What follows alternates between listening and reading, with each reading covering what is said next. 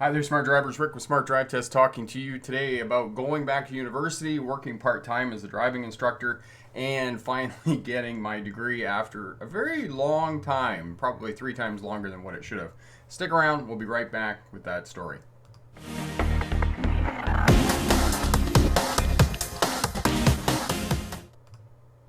Hi there, Smart Drivers. Welcome back. Rick with Smart Drive Test. Ryan is here from Saskatchewan. Eric's here from Minnesota. Good afternoon. Wheelman's here from Lugo, Spain. He's driving truck over there in Europe, and that's where he is today. Glad you can tune in. That's really awesome.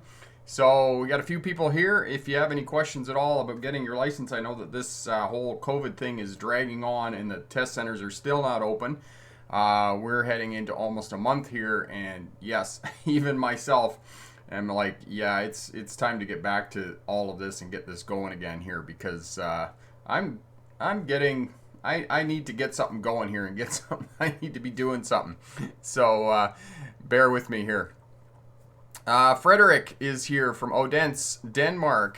Janet is here, my friend as well, from Ontario, and today we're gonna have a bonus. We'll talk about something completely unrelated to traffic and driving in my life, trying to get things going here and whatnot. So, yeah, all of that. Katie's here from Arkansas, so a few people here. That's awesome. Yeah, so yesterday we kind of talked about when I got my driving instructor's license in 1997. I was working for a company in Ottawa, Canada, a flat deck company, and I got laid off from that company in 1999. I had the opportunity to go and get my driving instructor's license, and that's what I did. And took it with DTSM in Ottawa and a guy named Chris, big affable Irish guy. And it was a lot of fun, and I learned a heap of stuff that I did not know. That was really the beginning of becoming a real driving instructor. There was half a day in the classroom in the morning with Chris, and then we would go out with one of his instructors in the afternoon and work on all of the maneuvers and techniques in the car in the afternoon. And that was 3 weeks, and it was 3 weeks of intense work. And I still remember that because becoming a driving instructor is not just about knowledge, it's about doing the work in the car. So teaching yourself how to drive completely differently, because for the 3 weeks that you're there, you have to learn how to drive as a driving instructor and know how to teach people to pass a road test. You have to learn all of the steps and for doing maneuvers, and then you have to do a driving test. In the province of Ontario, when you do your in-car instructor's license, you have to go and do another test. So you have to go back to the MTO, Ministry of Transportation in Ontario, DMV test center and whatnot, wherever a test center is in the world, and you have to redo the test. So I had to redo the test, and the test with the MTO wasn't really that hard, but the test with Chris was definitely hard. Because as you were doing maneuvers, as you're doing right-hand turns, you have to explain all of the procedures of what you're doing to do that. And, basically you're coming up, you're positioning the vehicle, you're signaling, you're scanning the intersection, getting into the proper lane, locating the turn, is it legal, making the turn, turning the steering wheel, scanning properly, and then getting around the corner, releasing the steering wheel, and looking in the direction you want to go. So there was a lot of stuff, and I worked really hard and did well, and so got all that going. And like I said, I had an opportunity to get the other portion, because there's two halves of the course to get your driving instructor's license to become a licensed driving instructor in the province of Ontario. So there's the in-car portion where you can just teach in the car, and then there's the classroom portion. And I had to go back yet again to the Ontario Safety League in Ontario. And that was where I met my wife, who I married, Amelia, and so moved back to London. I'd been in Ottawa for a year and a half or whatnot, and I was searching. And I'm, if this COVID thing goes on again, I'm going to be searching again, because my channel has really, it just flatlined as soon as they closed down the test centers. So, I'm going to be looking for another profession here pretty soon. I'm going to be searching again. And, late 1999, I was searching. I was looking for Wheelman saying that the MTO examiners in Toronto, they're very intimidating. I don't think that's just Toronto, Wheelman. I think that driving examiners, period, can be intimidating. Some of them are not, don't have the greatest social skills. They're a little bit like some doctors in that sense. Moon, I have 10 years driving experience. I'm jobless. I need a job. Moon, where are you located in the world? RKS, good morning. Love your videos. I'm getting a lot of good life advice from you. Thank you. You're most welcome. Glad that we can help out. Yeah, so late 1999, like I said, I was living in Ottawa. I moved back to London, Ontario. I made the decision. You know, I was searching. I was trying to come off the road. I was still driving part-time into the States and those types of things. And then finally, I decided I was going to make the plunge. I was going to do university full-time. I was going to go back, take 1 year, because I only needed 3 credits to finish my degree. And my honors degree in English and Women's Studies, which is interesting enough in and of itself. And so I went back to university. I signed up for the courses that I absolutely had to have to complete my degree. And I also took 3 history courses.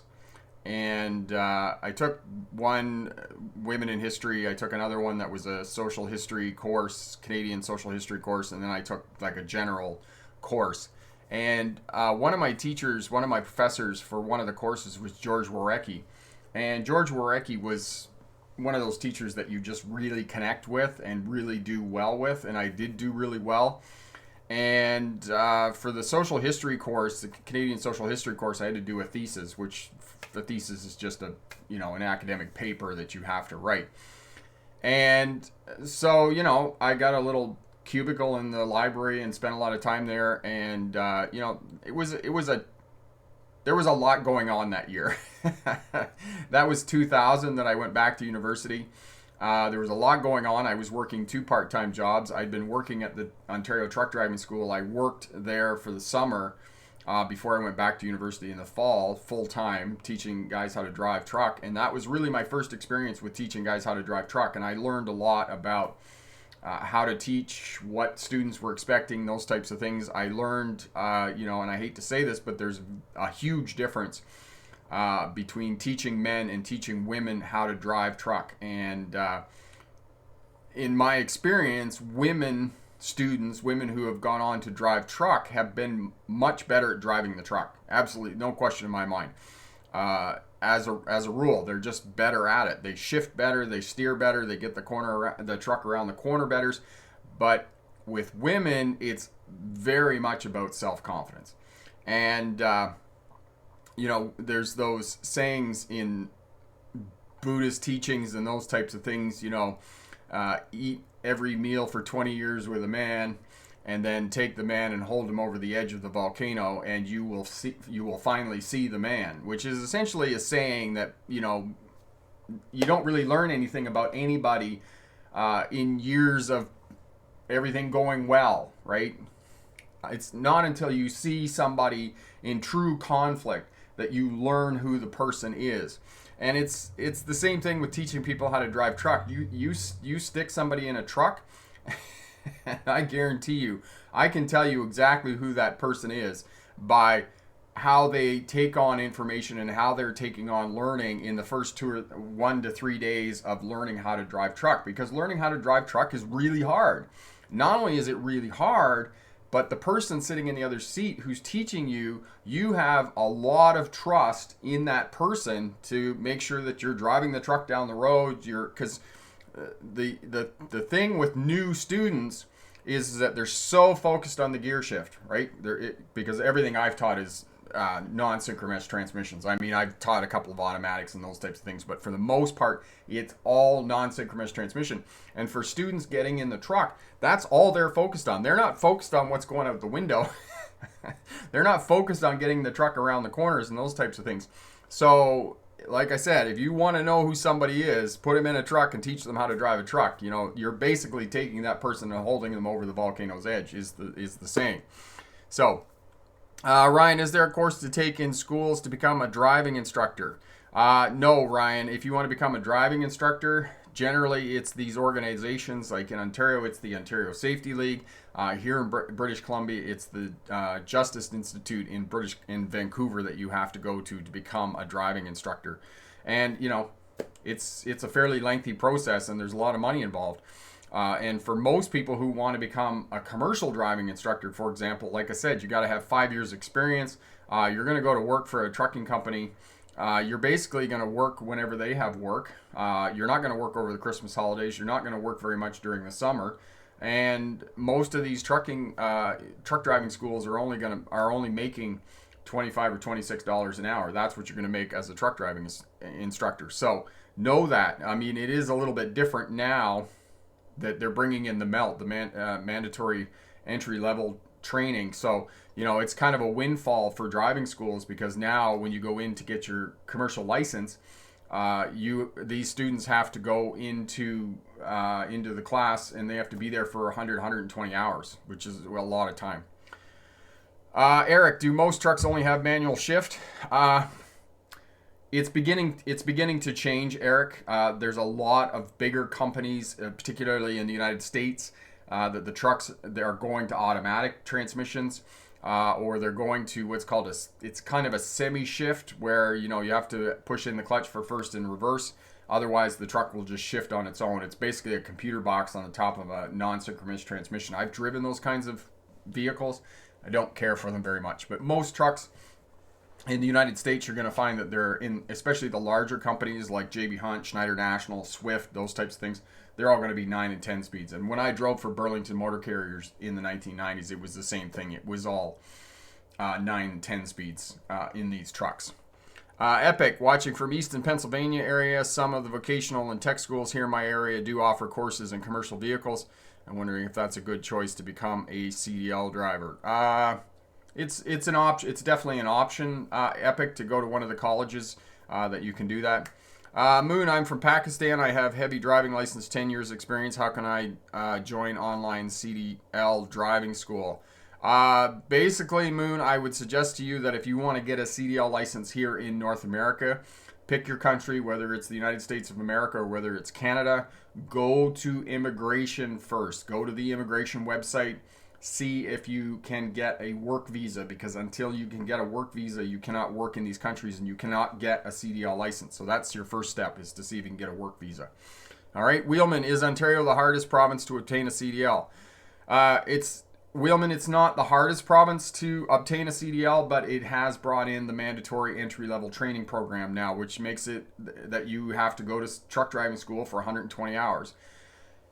50 or 60 hours of that is in classroom, 30 hours of it is in the yard.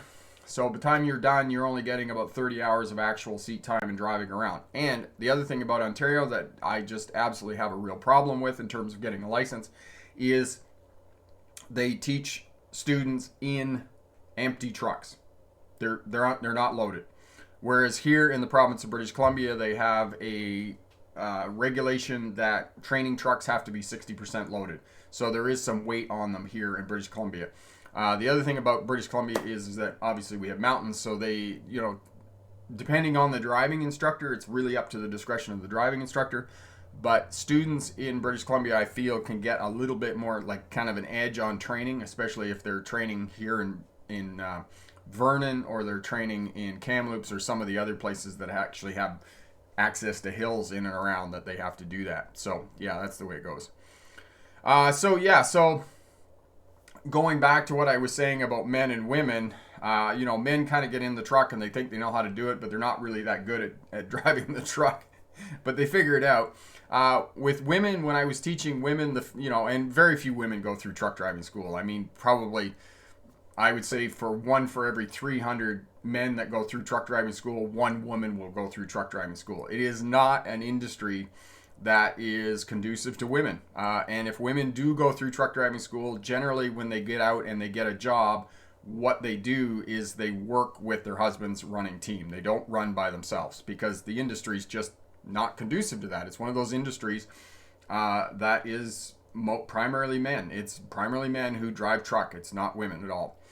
Farron, hello, my friend. How are you? How is the weather in South Africa? You would be going into fall.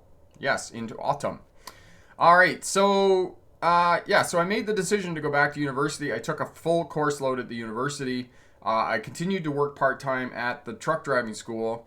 Mostly on the weekends, I was teaching air brakes, which was a full load at the university during the week, doing the homework, writing papers, researching, spending a lot of time at the library. And going to the truck driving school teaching air brakes, which was a 2-day course on the weekend at that time. They've expanded it now. And when I was working at the truck driving school, Deb came out, and Deb was an occupational therapist who worked at Parkwood Hospital. And I got talking to Deb, and we basically did an examination, an assessment with one of her clients, and I was talking to her and said, you need a driving instructor and those types of things. And it actually worked out that they needed a part-time driving instructor at the hospital to do driver rehabilitation. So I also got a part-time job working at the hospital as well, and did that as well. So I was working 2 part-time jobs. I was doing the truck driving school, as well as I was doing driver rehabilitation in and amongst my schedule at Parkwood Hospital as well. Janet says, weight is a great idea. We had one trailer with just very little weight. Best part at my school, we did a trip with 2 students from Oshawa to North Bay and back. It was awesome. Yeah, and sometimes they're going to do those road trips, and you really need to do those road trips, especially when you get in and around town. And when I was working at the truck driving school here, Janet, we had a road trip as well. They called it a mountain trip.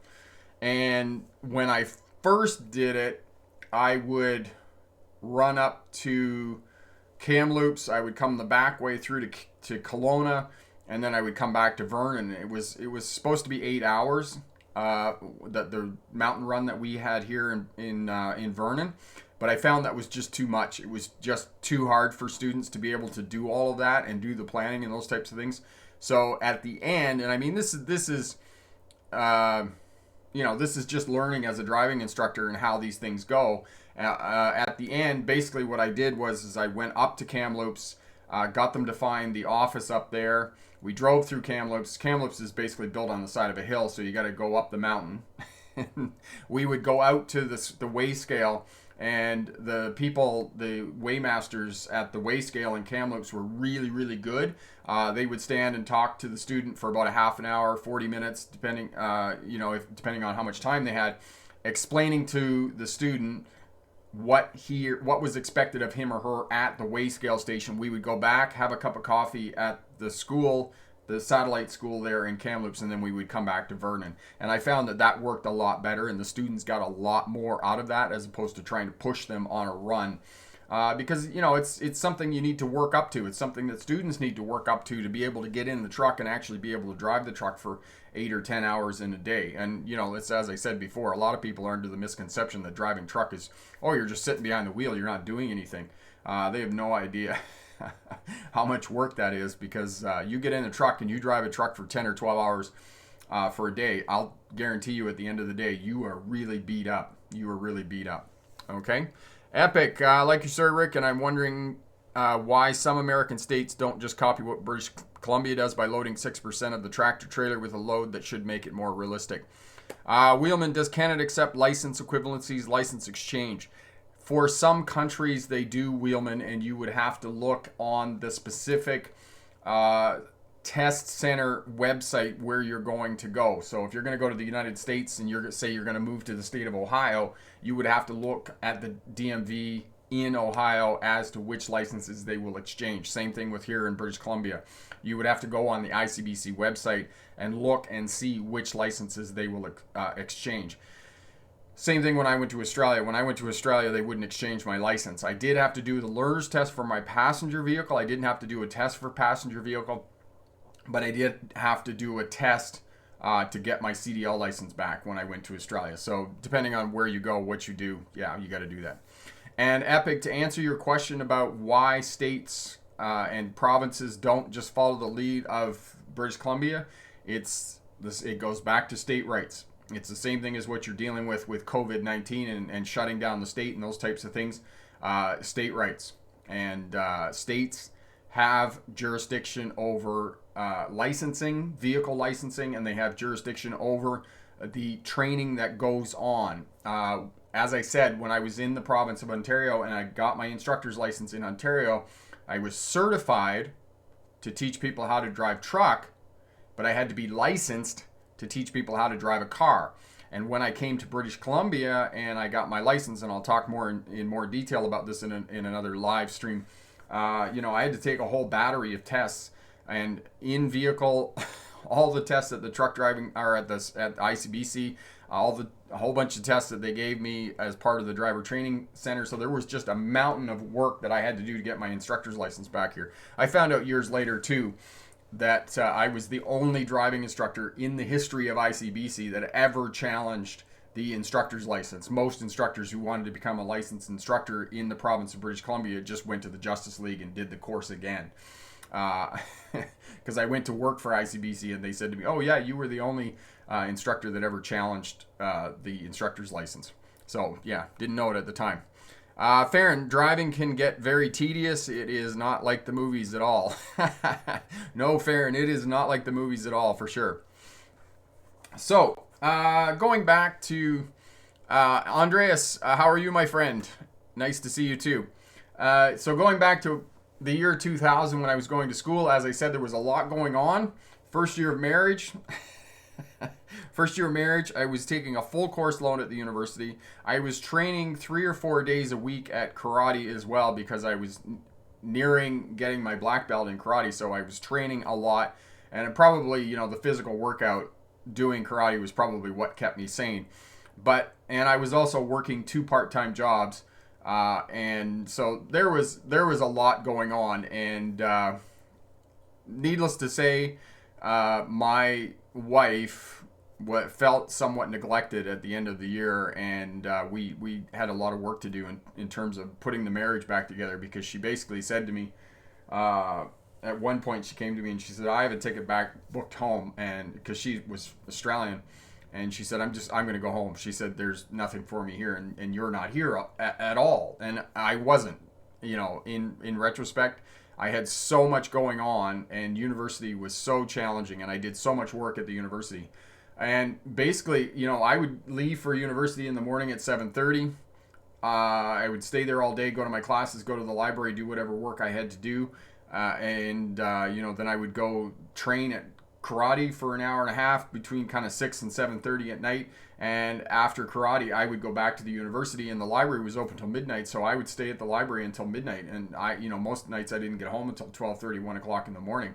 Or if I didn't go to karate, then I went and worked at one of my jobs. So, I didn't blame her because I was really off doing other things.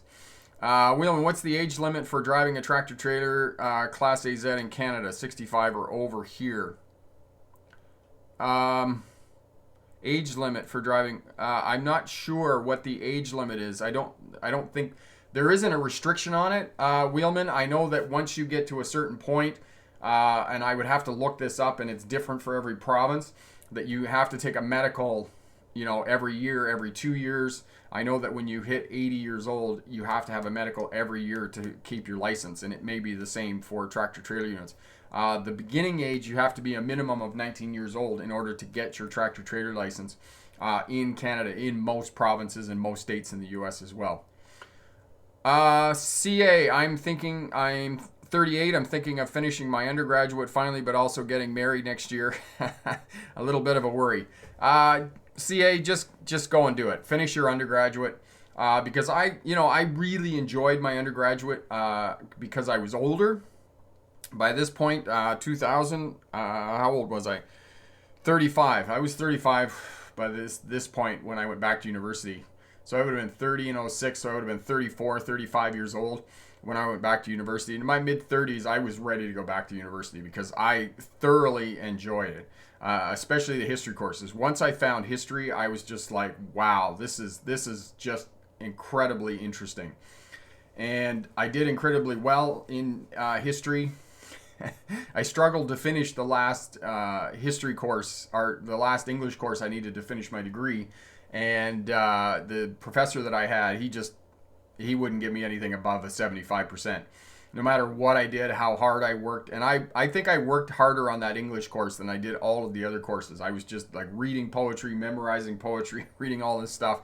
And, but it was a lot of fun. And I learned a lot in the English course because it was 19th century, it was romantic literature and, like Shelley, Keats,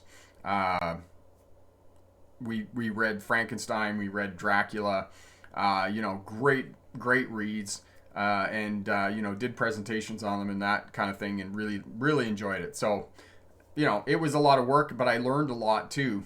Jonathan, my friend, how are you? Made it to the stream. I finished my job interview, driver position on the phone at an ambulance. So you're working towards getting another job. That's good, Jonathan. I'm glad that that's working out for you, and those opportunities are available. Brilliant.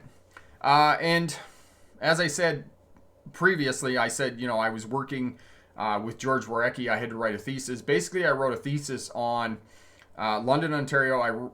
This was my beginning of my interest in police forces and policing motor traffic, and how kind of motor traffic had changed cities at the beginning of the 1900s, and how policing had changed as a result of the Industrial Revolutions, because policing changed a lot, at the beginning of the 20th century and into the First World War and after the First World War. I mean, police forces began to adopt telephones, motorized cars, photography, fingerprinting. All of this came about at the end of the Industrial Revolution, and police forces changed in response to that technology and ability to access information and those types of things. Before that, a lot of people don't realize that police forces were a creation of the Industrial Revolution. They only came about in the 1920s or the 1820s and 1830s, particularly with the London police force under the creation of Robert Peel. He was the founding father, so to speak, of the London police force, and then the rest of the police forces in the world were based on the London police force. Australia, Canada, not so much the RCMP, the Royal Canadian Mounted Police, which is probably one of the most recognized police forces in the world. The RCMP, the Royal Canadian Military Police, was based on the Irish Royal Police, the Irish Royal Constabulary. Can't say that word. It's actually funny if you watch the movie Hot Fuzz, where he comes out on the horse and he's just got every weapon on him you could imagine. He's got a rifle and a shotgun, rocket launchers and pistols and everything else. And his mate comes out, his partner comes out, and he says to him, "Oh, what are you, part of the mounted force?" And that's basically what the Irish Royal Constabulary was. It was a mounted police force, and they were armed to the teeth. Whereas the London police force was not armed to the teeth. They didn't carry weapons. The only thing they had was a truncheon, a short billy club stick like this, and they walked a predetermined route. So the London police force, they were dressed in blue to disassociate themselves from the military, which was the redcoats, as you may or may not know, and predetermined route. And most of what the London police force did, and other police forces in the 19th century, basically policed the lower class. They did not police the upper echelon of society. And this is what changed with the motor car at the beginning of the 20th century. Was now police were being called upon to police all aspects of society, not just working class. And also at the beginning of the 20th century, police also abandoned the predetermined beat that they were working on in the 19th century, because they basically learned that criminals could figure out where they were going to be at a particular time. They got hold of the information of where the police officers were going to be and those types of things. So they began to abandon all of that, and police forces began to adopt horses, bicycles, and motor cars, which made them much more mobile and much more unpredictable for thieves and criminals and those types of things. Jonathan, I'm not going to bother calling for unemployment. The lines are overwhelmed and I get disconnected. It's a waste of time. Yeah, it's a lot of work. Wheelman, what exactly is your PhD in policing? Actually, Wheelman, my degree is in legal history, which is the study of policing, courts, and prisons. And my expertise is in policing as it relates to traffic. And basically, I argued that. So, at the beginning of the 20th century, sort of from 1890 to 1930, there was basically a traffic revolution. So what happened is that road speeds increased 500%, which is like saying today that, so we're in 2020, so saying in 2070 that we would all be driving around cities at 260 or 300 kilometers an hour. This is essentially what happened at the beginning of the 20th century. And there was a huge change in the way that policing happened and the way that laws happened to police motorized traffic in order to police people in cars. And you have to understand as well that when this legislation started to come in, the very people who were called upon to police or to create legislation to give police powers to be able to police this traffic were the parliamentarians and the wealthy people of society, who were the very people who were making the laws. So the people who were making the laws were called upon to, police themselves. And so this was putting restrictions on their lives because, we very much lived in that aristocracy that, in most countries in the world still had that. So police began to intervene in their lives and going to court and those types of things. So it's a very complex topic situation. Obviously, I wrote a PhD on it. A 350-page dissertation. So, yeah, it's a lot of layers. Jonathan, I look forward to get the position. I love driving on the road. Yes, and there hasn't been much of that of late, which is interesting that fuel prices are so low, but none of us are driving around anywhere. So, that's basically 2000. As I said, I finished my degree. I actually made the dean's list that year, and I applied for universities in Australia. That's how I got into Australia. I didn't have any idea how I was going to go to university when I got to Australia because I was still an international student. And as some of you may or may not know, being an international student, when you're an international student, you pay 3 times the tuition than you would if you were going to go to a university in your own country. So for me, being an international student and having to pay that amount of money was just a crazy amount of money. It was like $4,000 every 3 months. I just had no idea how I was going to be able to pay that kind of money. So, Amelia and I saved a fair bit of money. I went back driving truck in the fall, in the year between my undergraduate and when I went to university in Australia. And I went back driving full time, trying to make as much money as we could. Amelia was working as well. And, that's when I ran between Cambridge, Ontario and down to Dalton, Georgia, hauling carpet. And saved a fair bit of money. And, in the year before I went to university down there, I ended up driving bus for a year. That's where I got the experience driving bus. So there was a lot going on in order to go to university in Australia. And I'll leave that for tomorrow and talk about that story. Jonathan, I noticed that fuel prices have gone down. It's been a long time since I seen unleaded fuel at $1.99. Where am I? Ryan says he can't wait to hear the stories in Australia. Yeah, we'll start talking about the stories in Australia tomorrow. Because it was that summer after I graduated from the University of Western Ontario. Interestingly enough, they've changed the name of my university, which was weird. It used to be called UWO, or the University of Western Ontario. Now it's just called Western. In London, Ontario. Some interesting stories about that as well. And so went back to work driving truck to make enough money to go to Australia. Amelia and I immigrated to Australia in January 2002. So that's where we're up to now. Eric says fuel in Minnesota is $1.86. It's $1.99 in New York. And I think it's 88 cents a liter here in Ontario. Or in British Columbia, rather, where I live here. It's really cheap. But it's like somebody said the other day on Facebook, cheap fuel prices during the whole COVID crisis is like giving a hairbrush to a bald guy. Giving me a hairbrush. Yeah, it doesn't really work out for whatever crazy reason. So, yeah. So that was the crazy year of, finishing my undergraduate. I did get my degree.